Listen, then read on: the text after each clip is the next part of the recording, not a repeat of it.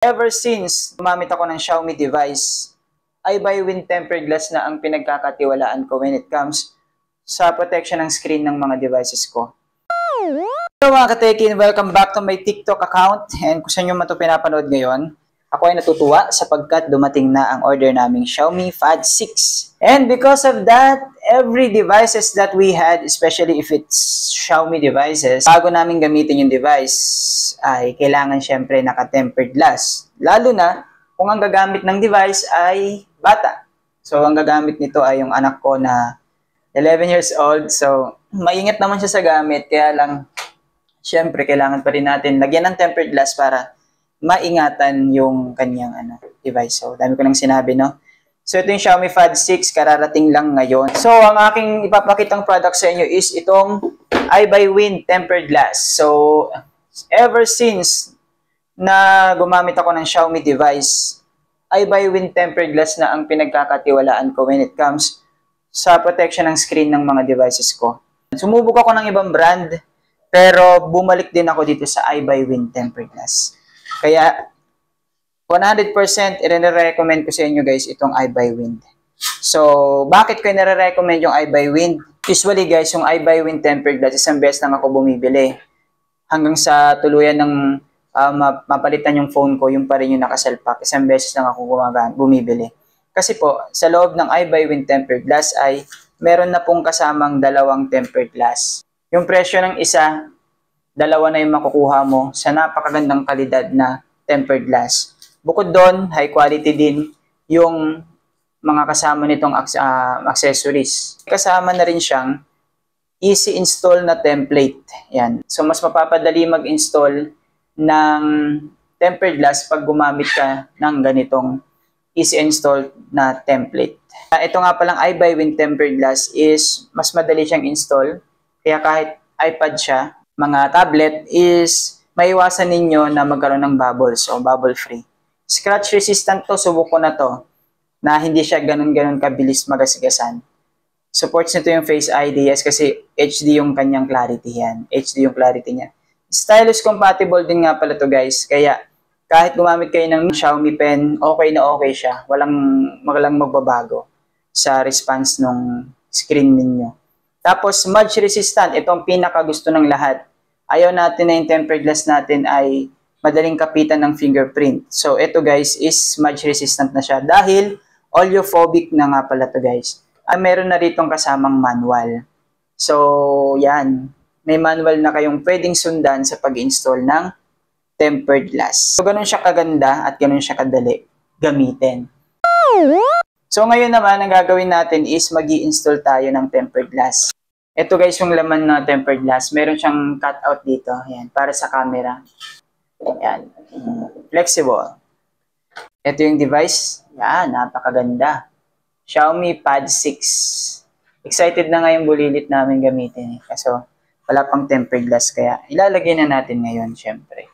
Okay guys, sa process na to, isang tempered lang ang gagamitin natin. And hopefully, ma-perfect na natin sa isa para meron pa tayong extrang isa. Siyempre, kuhainin ninyo yung accessories.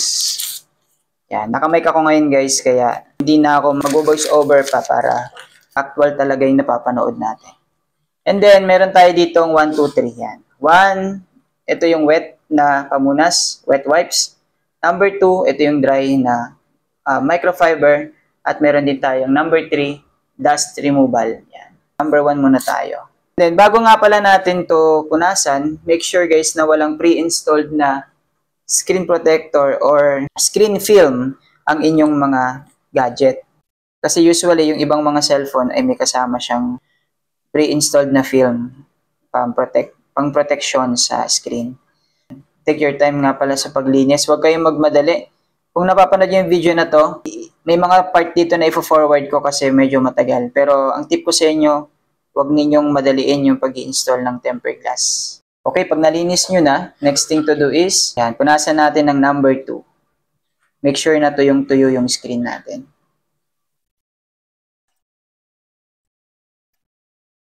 Okay, so once na nating punasan, double check natin kung may mga natirang alikabok sa iba't ibang anggulo.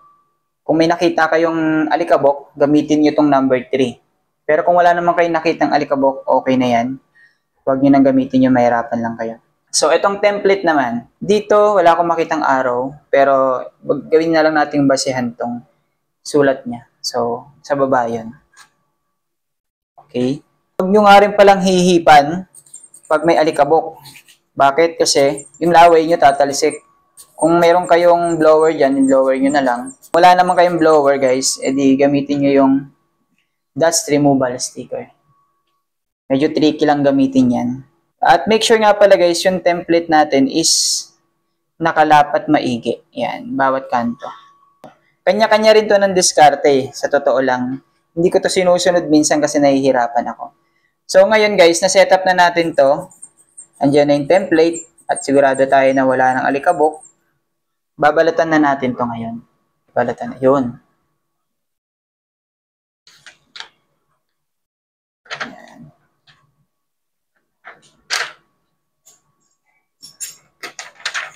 Tinanggal ko na siya ng tuluyan, kaya naman ang kamay kong hawakan.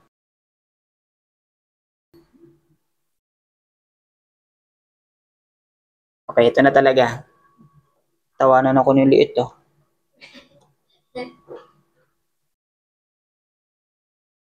Yan, hopefully walang bubbles.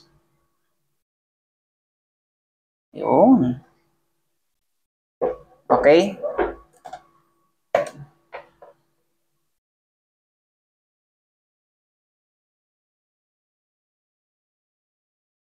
Wow, perfect. Perfect. Sarap sa pakiramdam. Perfect. Walang alikabok. Ganun yung style ko guys ng pag-i-install ng tempered glass. So yun, napakaganda ng pagkaka-install natin. As in, napakaganda ng pagkakalapat natin. Perfect na perfect. Ganda nito guys. At kagandahan dito, oleophobic talaga to guys. Eto guys, papakita ko sa inyo kung gaano to ka-oleophobic. See? Yan, nilagyan natin ng maraming tubig. Tapos, iganyan natin. Grabe ba? Hindi dumidikit yung tubig. Yan o. O, di ba? Yan yung proof na yan, oleophobic talaga siya. Pwede natin ilaglag dito sa tissue. See? Dumudulas lang yung tubig dito sa ating screen. Ganun siya kaganda. Dali niya linisan. O, see? Ganda. Bukod doon, meron ako ditong permanent marker. Yan. Hindi ito sponsor ng Tolsin. Permanent marker to guys. Yan o. Sobrang tinta niyan. Yun, pag ginamit nyo to talaga, permanent talagang hirap burahin. So, yan o. Sulatan natin. Iwan ko nakikita nyo. O, di ba? Yan. Sinulatan natin ng permanent marker. And check natin. Papatuyuin ko muna. Tingnan natin kung didikit. Yan. Tingnan natin kung didikit siya. Ayan. Sulat siya. Kita nyo ba yan? Hindi kita. Hindi masyadong kita. Pero yan. Kita. Yun. Di ba? So, kuha ulit tayo ng tissue. Ito muna ng tissue na to. And then, punasan natin. Oh, see? Tumudulas lang siya. Kuha tayo ng tuyong tissue. Yun, no? Tumigas na siya pero natatanggal lang siya ng tissue. Oh. See? Galing. Oh. Stig. Oh, di ba? Linis na niya. So yun guys, kung gusto niyo bumili ng tempered glass na to, good news! Meron na rito sa TikTok Shop. Yes, ang mga pinopromote kong product, puro pang TikTok Shop. Kaya dito sa TikTok Shop, mayroon na tayong official store ng iBuyWin sa TikTok Shop. Kaya click nyo ng yellow basket at umorder na kayo. Ang bilis lang din ito dumating, 1 to 2 days, minsan 3 days pag sa province. Pag Manila naman, 1 to 2 days, nandiyan na agad sa inyo. Basta may stock lang, bumili na kayo guys. So, okay na okay siya. So, yun lang guys. Don't forget to follow me sa marami pang mga tech tips and reviews and instructions like this. This is Simple Techie. And have a nice day everyone. Bye-bye. Peace out.